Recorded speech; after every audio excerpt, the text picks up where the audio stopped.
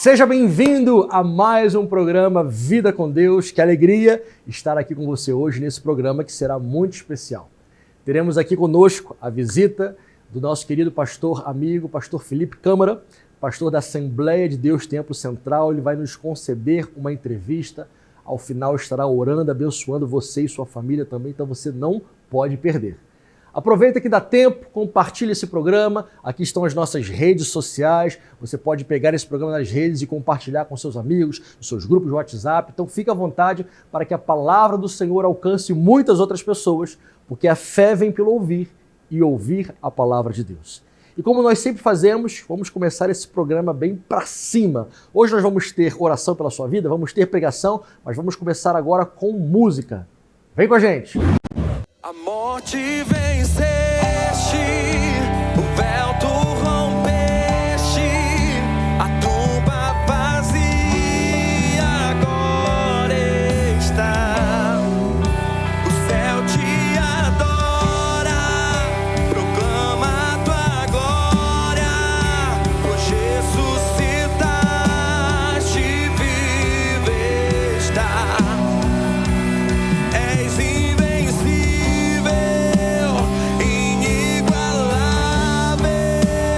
hoje pra sempre reinará.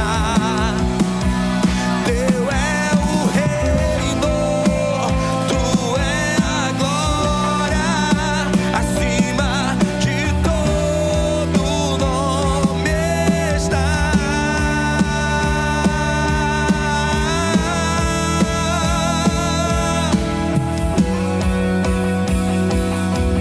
Pra sempre exaltado é, pra sempre adorado Ele é, pra sempre Ele vive, ressuscitou,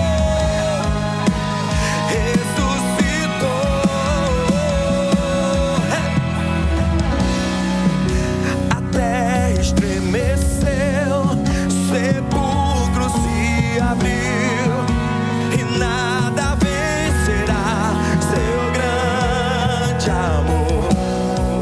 Ó morte, onde estás? O Rei ressuscitou, Ele venceu pra sempre, pra sempre exaltado é, pra sempre adorado é, pra sempre Ele vive, ressuscitou.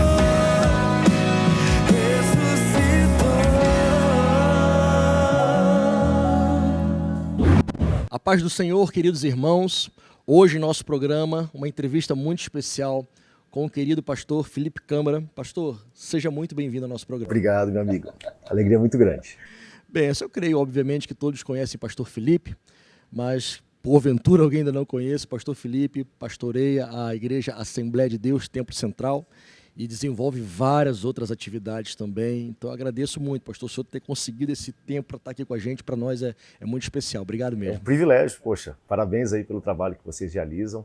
Trabalho fantástico, um trabalho inovador aqui em Belém e um trabalho de comunicação lindíssimo. Esse é o caminho. Amém, pastor. Fico feliz. Pastor, eu pensei em nós conversarmos um pouco sobre o seu chamado pastoral, o seu início, como foi que o senhor sentiu que era o momento de, certamente, abrir mão de outras coisas e acreditar no chamado, investir em ser pastor. E como é que foi isso? Como é que foi esse começo? Conta assim um pouquinho pra gente.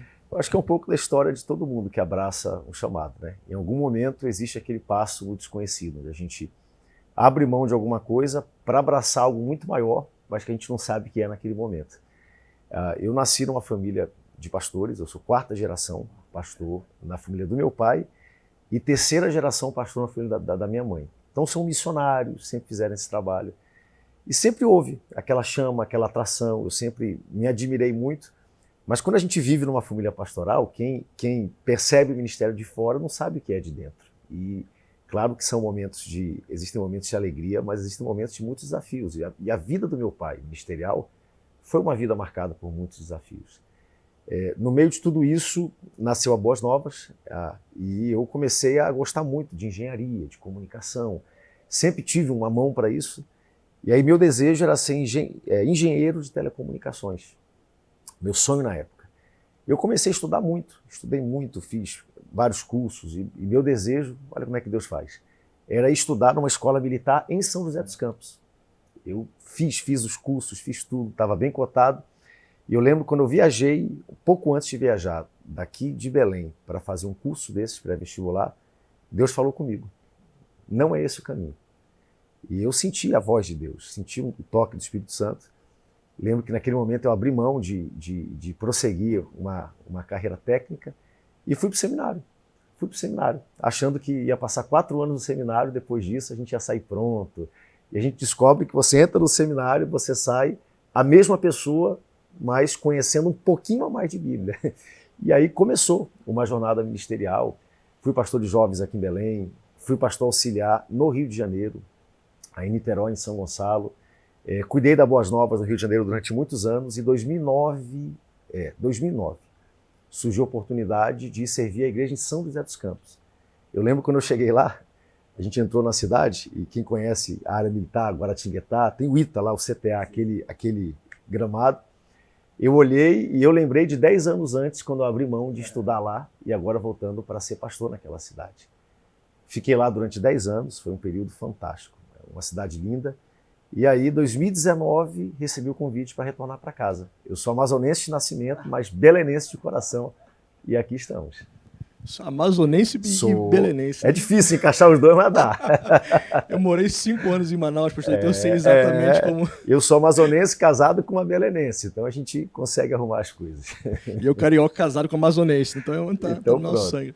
Pastor, eu fico muito feliz de ouvir assim, esse relato, né? No meu caso foi muito semelhante também, porque eu já era militar, mas eu fazia engenharia, eu gostava demais de engenharia. Meu pai tentou fazer engenharia, não deu certo, eu comecei a fazer engenharia e seminário, e num determinado momento, meu quartel ficou expediente integral, eu tinha que abrir mão de um dos dois, né? Engenharia ou teologia. Eu estava no primeiro semestre dos dois. Liguei para meus familiares em casa, né? E meus familiares disseram, meu filho, esquece esse negócio de seminário, porque isso não vai dar dinheiro, você vai se formar, não vai receber nada, né? E eu falei, faz sentido. Mas em oração Deus falou comigo, o que eu chamei você para ser, né? Abri mão da engenharia, escolhi a teologia e foi uma das melhores decisões da minha vida. Então chamado é chamado mesmo, né? A gente não foge, em algum momento é o único local onde você vai encontrar a plenitude. Eu acho que Deus fez todo mundo com uma missão muito específica. E a grande trajetória da vida é a gente encontrar essa missão, descobrir essa missão. E quando a gente descobre, agregar propósito divino a ela. Eu sempre falo que não é só quem está no ministério que tem esse propósito. Um engenheiro, um militar, em qualquer área. Mas quando você descobre que o seu trabalho também pode ser o seu ministério, uma área de influência, uma área onde você consegue construir e influenciar as pessoas, aí esse mesmo propósito, esse mesmo local onde a vida começa a fazer sentido, onde os dons e os talentos fazem sentido, é impressionante, é impressionante. Para mim, pastor, isso faz todo sentido, porque às vezes a gente pode fazer projetos altruístas, planos maravilhosos, bonitos, mas não é a vontade de Deus. Não é aquilo que Ele tem para nós. Então vai ser só um plano bonito. Vai ser só um projeto bacana, mas distante do que Deus tem, né? E os caminhos de Deus são sempre grandes. Por exemplo, eu nunca na minha vida me imaginei aqui em Belém de volta. Quando eu fui para São Paulo, São José é uma cidade fantástica, top, linda. Né? Uma cidade grande. Meus filhos uma das melhores cidades do Brasil. Né? Meus filhos nasceram lá, a igreja ia muito bem. Eu sempre amei Belém e tudo, mas a gente sempre se acha abaixo daquilo que pode fazer, né? O tamanho da igreja, a relevância da igreja aqui, e a gente descobre que Deus ele tem um caminho, uma história traçada para a gente que nem a gente imagina. A gente consegue olhar só uma milha, igual Abraão. Abraão, sai, o final da história eu sei, mas eu vou te dar capítulo por capítulo e vale a pena confiar em Deus, vale a pena a gente acreditar nos sonhos que Deus tem para a nossa vida. Amém, pastor. Eu fico com o coração muito feliz de ouvir isso. Né? Eu tenho aprendido nessa minha caminhada com Cristo também, que eu gosto muito daquela história quando Pedro, né, Pedro disse, Senhor, é tu mesmo aí no meio da tempestade, então manda eu ir até aí. Então vem, Pedro. E quando Pedro vai dar o primeiro passo, não tem chão, ele tem que ter fé para acreditar que quando ele vai botar o primeiro passo, vai dar certo. Então eu tenho visto nessa caminhada... E é o passo mais difícil, né? Porque quando você nunca pisou sobre as águas, depois do primeiro passo, qualquer você coisa... Agora, a coragem de dar esse primeiro passo, né, sem ter o chão, sem ter... E eu vejo que Deus, quando nos chama, ele não dá tudo pronto. Ele vai gradativamente, né? Vai. Sabe, pastor Cláudio, Deus sabe por que nos chama e ele sabe quando chama. A gente, quando é mais novo, a gente é meio louco. Eu fico pensando, algumas das coisas que Deus me chamou para fazer, se ele me chamasse hoje, talvez não teria dado certo. Ele usa aquela inocência que a gente tem, ele usa aquela vontade de fazer, e eu acho que isso às vezes é tudo que Deus precisa. É uma das melhores definições de fé, de acreditar, de confiar que Deus está lá. E até agora, graças a Deus, tem sido uma jornada fantástica, maravilhosa. E eu creio, pastor, que Deus vai acrescentando mais, conforme a gente vai, não subindo, mas a gente vai mais descendo nele, vai mais dependendo, mais ele vai entregando, né, gradativamente. Pastor, olhando agora para a igreja local, para a igreja Assembleia de Deus, que tem sido uma igreja relevante em Belém, no Brasil, no mundo, né? Deus tem usado a Assembleia de Deus para realizar coisas maravilhosas e grandiosas, né? Quais são assim, os planos e os projetos para a Assembleia de Deus Tempo Central nesses próximos anos? O que o senhor tem assim, trazido ao coração do senhor e da liderança como igreja nesses próximos anos? O Tempo Central é uma igreja muito tradicional, uma igreja antiga, uma igreja grande, e ela carrega todo um legado da denominação para o Brasil. Então eu sempre peço a Deus muita sabedoria e muito discernimento. Eu acredito que aquela igreja ela tem uma responsabilidade não só com Belém, mas ela tem uma responsabilidade com todo o Brasil e com toda a nossa denominação. Então, a gente é aquela, eu vou dizer, é o equilíbrio de você fazer mudanças que sejam relevantes, que não apaguem a história e a caracterização daquele trabalho, mas ao mesmo tempo façam ele olhar para frente. A igreja ela tem que olhar para frente, né? A gente tem hoje desafios enormes, geracionais, desafios de cultura, de comunicação. A pandemia, a gente sabe que guerras, revoluções e pandemias aceleram a história de uma maneira surpreendente. Nós estamos saindo de uma pandemia e essa pandemia mudou completamente a forma que nós nos comunicamos. Televisão, internet. Então, o desafio é você manter um trabalho que tem uma relevância histórica, uma relevância espiritual para a denominação, mas fazer ele avançar para frente sem perder as gerações antigas. Eu acho que a gente tem que marchar, puxar o ritmo, mas esquecer que quem está atrás, às vezes, não corre na mesma velocidade, precisa te ver lá na frente. E eu acho que o erro que muitos cometem é marchar, sem esquecer que a igreja é um corpo. A igreja é unidade. E uma igreja histórica, ela precisa ter, quem está na liderança precisa ter muita sabedoria, muita graça, para fazer o que precisa ser feito, com firmeza, mas ao mesmo tempo não deixar ninguém para trás e continuar avançando. Eu creio, pastor, que a palavra-chave é essa sabedoria, porque eu tento assim pensar como seria no seu lugar, né? E você imagina, você precisa ali trabalhar com jovens e a mentalidade dos jovens e alcançar essa geração, mas você tem aquela geração do início, que mantém as raízes e achar um meio termo, se é que é possível, né? Não é difícil, a gente às vezes faz um cabo de guerra como se houvesse uma briga geracional, isso não existe. Eu acho que a gente tem que fazer as gerações se conversarem. Quem é jovem aprende muito. A gente, quando consegue entender o valor e o apoio que a gente precisa da geração mais antiga, isso é importantíssimo. Mas também conversar e dialogar com a geração mais antiga. O que eu tenho descoberto? Que o maior erro não está na geração antiga, está justamente na geração mais nova, que precisa honrar eu diria, as colunas que foram estabelecidas. Porque, gente, nós recebemos hoje uma igreja pronta. Essa é a verdade. Nós não passamos pelo que esses homens passamos, nós não construímos o que eles construíram. E, ao mesmo tempo, eles olham para a gente e reconhecem, olha, a gente precisa fazer a igreja avançar. Então, a gente conseguir fazer as duas gerações das mãos é o grande desafio. Não é tão fácil, mas também não é tão difícil como parece. A gente acha que ou é um lado, é um outro, é um extremo, é um outro, e existe o equilíbrio. Eu acho que Deus sempre vai se encontrar no equilíbrio. Eu não te dei espírito de medo, mas de coragem, amor e moderação. Outra palavra para moderação é o equilíbrio. Se a gente conseguir encontrar esse equilíbrio, as coisas caminham. A gente vê Moisés e Josué caminhando juntos, Perfeito. né? Perfeito. Duas gerações, mas que trabalharam juntos e houve a continuidade, né? E cada um entendendo o seu papel, né? Moisés sendo Josué no tempo dele, mas ele entendeu que no momento ele precisava daquele vigor que ele não tinha mais. E ele decidiu passar o bastão. E Josué recebe o bastão sem esquecer de quem colocou o bastão na mão dele. Então isso é muito bonito. Eu acho que qualquer igreja que queira atravessar, vencer o teste do tempo, precisa ter essa sabedoria e essa graça. E entender que as coisas mudam. O evangelho não muda, os princípios não mudam, mas a maneira de comunicar o evangelho, ela precisa estar em constante transição. Nós estamos hoje aqui num programa de TV. Há muitos anos atrás isso era inimaginável.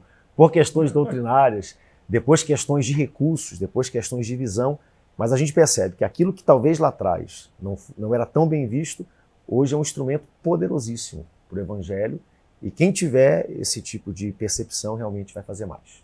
Tanto é verdade, pastor, que alguns meses atrás, talvez uns 8, 9 meses atrás, eu estava começando, aquilo que a gente conversava fora aqui da entrevista, eu estava começando a sentir aquele peso de fazer um programa, toda a rotina que precisa, até pensei em parar As no meio do pessoas não caminho. imaginam que é Não tem programa ideia. de TV.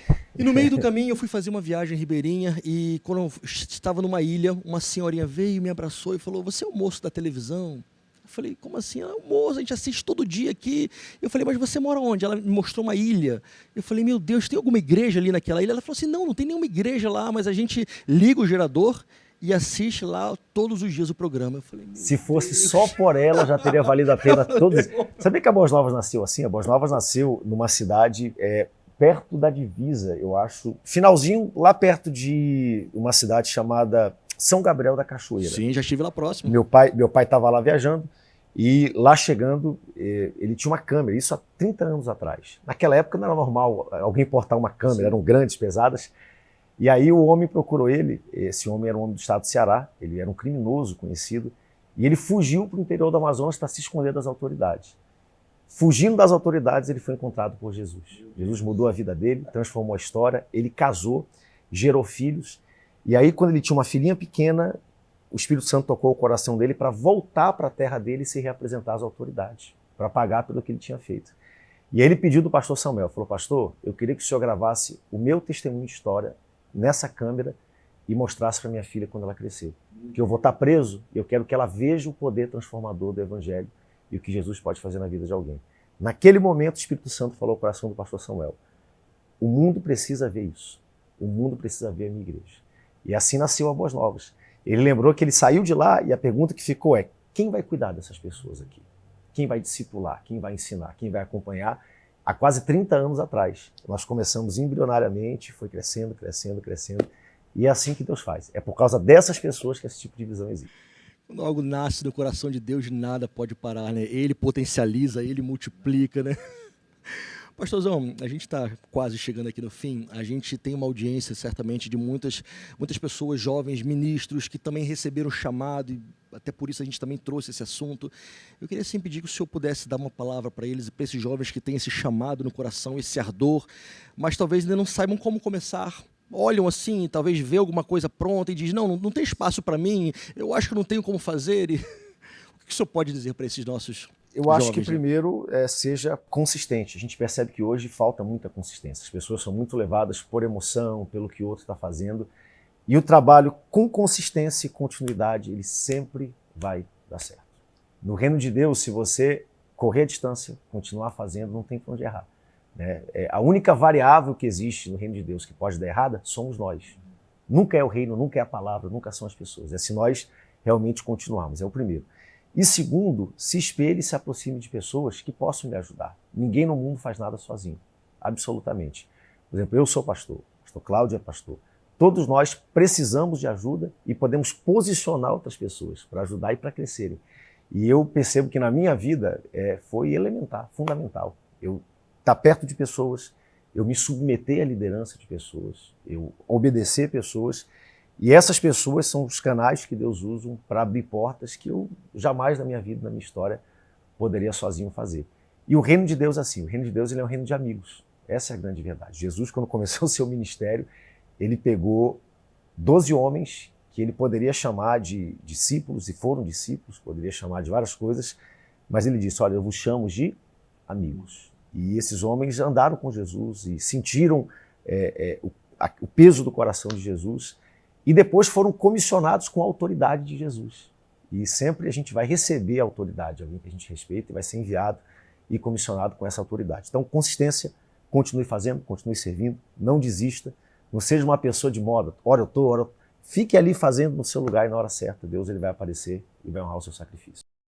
Pastor, muito obrigado. O testemunho do senhor me inspira nossos muitos telespectadores também. Então, que Deus continue te dando força, vigor, para o senhor avançar cada vez nele mais. A recíproca é verdadeira, vocês são inspiradores. Eu falo, quando eu entrei aqui, fazer televisão, como eles fazem, esse é o programa 375, não é para qualquer um. Televisão é caro, É trabalhoso, não é como fazer rádio que você bota 2 pessoas na cadeira e fala. Tem pré-produção, pós-produção, edição, todo o trabalho que é feito. E o pastor Cláudio realmente é uma inspiração pelo trabalho que ele faz aqui na Capela da Aeronáutica, mas pelo trabalho visionário que ele faz de comunicação. Que Deus te abençoe, que essa semente que tu estás plantando possa crescer, multiplicar e certamente será assim, pastor. Amém, pastor. Muito obrigado. Deus abençoe. Então vem incendiar meu coração, é o teu altar.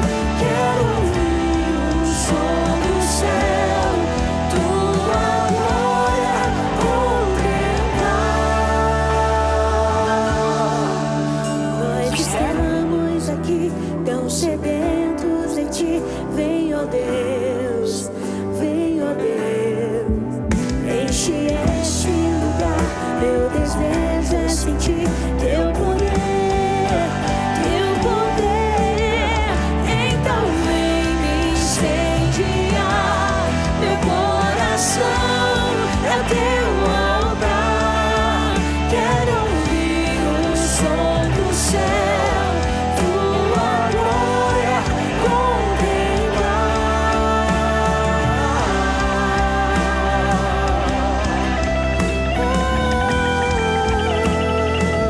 Toda honra, toda glória a ti, Jesus.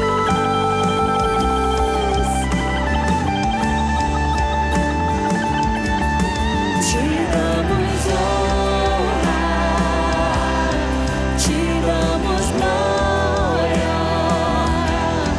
Teu é o poder, pra sempre, amém. Te damos honra, te damos glória.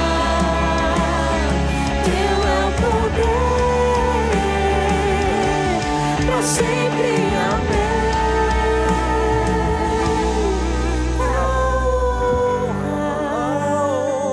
A glória, a força e o poder ao Rei Jesus e o louvor ao Rei. Você precisa progredir na fé. A palavra de hoje está em Hebreus, capítulo 5, versículo 11. A este respeito, temos muitas coisas a dizer, coisas difíceis de explicar, porque vocês ficaram com preguiça de ouvir. Pois quando já deviam ser mestres, levando em conta o tempo decorrido, vocês têm novamente necessidade de alguém que lhes ensine quais são os princípios elementares dos oráculos de Deus.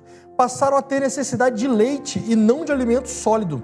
Ora, todo aquele que se alimenta de leite é inexperiente na palavra da justiça, porque é criança. Mas o alimento sólido é para os adultos, para aqueles que, pela prática, têm as suas faculdades exercidas para discernir e não somente o bem, mas também o mal. Por isso, deixando os princípios elementares da doutrina de Cristo, avancemos para o que é perfeito, não lançando de novo a base do arrependimento das obras mortas, da fé em Deus, do ensino de batismos, da imposição de mãos, da ressurreição dos mortos e do juízo eterno. Isso faremos se Deus permitir. Você precisa progredir na fé e eu também. Mas me permita aqui, não com um olhar de autoridade, não, mas com um olhar pastoral, exortativo, dizer para você, você precisa conhecer mais a Deus. Eu também. Existem pessoas que vão vivendo anos e anos na casa do Senhor. Já leram trechos da Bíblia muitas vezes, mas não conseguem terminar a leitura bíblica nenhuma só vez. Existem pessoas que sabem todas as músicas que se cantam na igreja. Pessoas que já têm muito tempo de convívio na igreja, mas ainda vivem ali naquela doutrina elementar e básica. Observe que o escritor de Hebreus, ele cita algumas das doutrinas que são básicas, mas que algumas pessoas, alguns cristãos hoje em dia nem sobre isso sabem. Ele citou, por exemplo, a doutrina do arrependimento das obras mortas, a doutrina da fé, do ensino do batismo, da imposição de mãos, da ressurreição dos mortos e do juízo eterno. Irmãos, Isso que o escritor de Hebreus citou, realmente é o início. É aquilo que o neófito, o novo na fé, vai aprendendo, só que tem muita gente que para aí no meio do caminho e não se aprofunda em outras coisas. Vou citar um exemplo. Se você assiste aqui as nossas pregações, já são na verdade são quase 300 já ao longo desse tempo, você vai ver que nós já ensinamos sobre muitas coisas, em especial também sobre escatologia, que é o estudo das últimas coisas, sobre o final dos tempos. E tem muita gente que tem medo de escatologia e eu fico pensando, por quê? É uma doutrina, como várias outras da Bíblia, que nós precisamos aprender, nós precisamos assimilar e avançar. Ou seja, não esteja satisfeito com o nível de conhecimento bíblico que você tem, você precisa de mais. Não para se orgulhar, não para se exaltar, não para querer mostrar aos outros, não. Se for isso, você já está no caminho errado. Mas quanto mais da palavra do Senhor você souber e aplicar na sua vida, mais parecido com Jesus você vai ser. Um instrumento mais afiado e afinado na mão de Deus você será, porque a palavra de Deus, ela é poder. Ela é mais penetrante do que uma espada de 2 gumes, diz a palavra. Ela penetra até juntas e medulas, faz separação entre alma e espírito. Esse é o poder da palavra viva e eficaz. Portanto, meu querido irmão e irmã, com todo carinho, você precisa progredir na fé. Deixa eu te fazer algumas perguntas para você refletir. Você tem prazer de estar na escola bíblica da sua igreja, seja ela qual dia for, em qual momento for? Existe uma estatística muito triste que diz que cerca de 30% a 40% no máximo dos cristãos frequentam a escola bíblica. E isso é uma tragédia, porque o cristão que não estuda a Bíblia, ele será como um menino inconstante, diz a palavra, agitado de um lado para o outro por todo o vento de doutrina e pela artimanha de homens mercenários. É por isso que nós precisamos conhecer a palavra de Deus. Então me deixa perguntar, além de ir na escola bíblica, você também é alguém que faz parte de algum pequeno grupo, célula, grupo de crescimento, grupo de amizade, seja lá qual o nome for, onde se estuda e se compartilha a palavra de Deus? Porque se você não fizer, você está perdendo tempo também. Tem coisas que sozinho, talvez você vai ter um pouco mais de dificuldade. Cerque-se de pessoas que amam a palavra de Deus e que possam te ensinar a como compreender e especialmente como viver a palavra de Deus. Não se esqueça, você e eu, nós dois, precisamos progredir na nossa fé. Não se esqueça de compartilhar essa mensagem com seus amigos e em seus grupos, porque a fé vem pelo ouvir e ouvir a palavra de Deus e que muitas pessoas ainda possam ouvir essa palavra. Que Deus te abençoe. Chegamos ao fim de mais um programa Vida com Deus. Hoje foi muito especial, tivemos aqui a presença do querido pastor Felipe e eu convidei-o também para fazer uma oração para abençoar a sua casa, abençoar a sua família. Por favor, pastor, vamos orar. Pai, queremos mais uma vez te agradecer pela tua bondade, pela tua misericórdia sobre nossas vidas, como tu tens sido bom para conosco. Eu quero me unir a centenas, quem sabe milhares de pessoas aqui em Belém, nas ilhas, que nos escutam pela internet, que a tua bênção, que a tua paz possa invadir cada um desses ambientes, que se sintam abraçados por ti, pelo teu Espírito Santo. Eu não sei o que cada pessoa precisa, mas tu sabes, Pai. O teu Espírito testifica com essas pessoas, que elas são teus filhos, Senhor, e também leva perante o teu trono as súplicas, até os gemidos que nós não conseguimos colocar em palavras. Eu quero te louvar por esse instrumento tão poderoso e tão eficaz de comunicação, pela vida do pastor Cláudio, pela vida da Capela da Aeronáutica, essa igreja tão querida, Senhor. Continua aumentando os horizontes deles, que eles possam chegar muito longe, possam levar a tua palavra a quem precisa. Onde houver alguém necessitado de paz, alguém que precisa de vida, usa também a vida deles, para que cheguem com essa palavra de restauração, de transformação, que é o teu Evangelho. Muito obrigado por tudo o que tu tens feito. Assim nós te pedimos e te agradecemos, no nome forte de Jesus. Amém. Amém. Deus te abençoe. Até o próximo programa.